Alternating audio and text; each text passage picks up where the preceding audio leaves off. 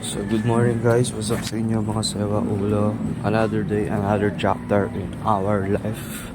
So papunta tayo ngayon sa QC. Sasama natin si Hana kumuha ng CAV. Yung CAV na yun is para sa board exam niya, para sa darating na board exam niya sa August. Punta tayo sa Pasig and then rekta na tayo ng QC, okay? Let's go! So guys, nandito na ako sa Pasig guys. Wala pa akong kain. Kinahanap ko ngayon si Hana para makalarga na kami sa QC. So guys, kasama ko na yung Bebe Love sa seat ko. Papunta na kami ngayon sa QC para kumuha ng CAV. Ano ulit yung CAV? Certification, authentication. Yan.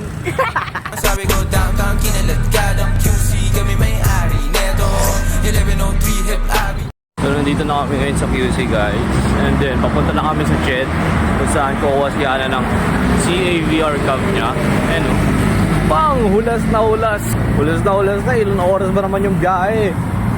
Pasig to Quezon City. Naglalagkitan na eh. Guys, bago siya bisitahin yung TikTok ko, murang-mura lang yung salamin na to. 167 pesos. Marami ring colors na or choices na pwede mo pagpilian. Ayun o, visit na kayo sa TikTok ko guys. Sabi ko downtown, kinalat ka ng QC. Kami may-ari neto 1103 Hip Abi.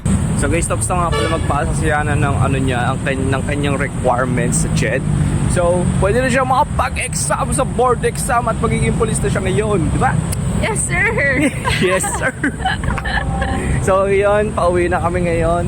Napakalayo ng QC, guys. Naglalagkita na kami tapos yung araw, ayun o. Napakalilim.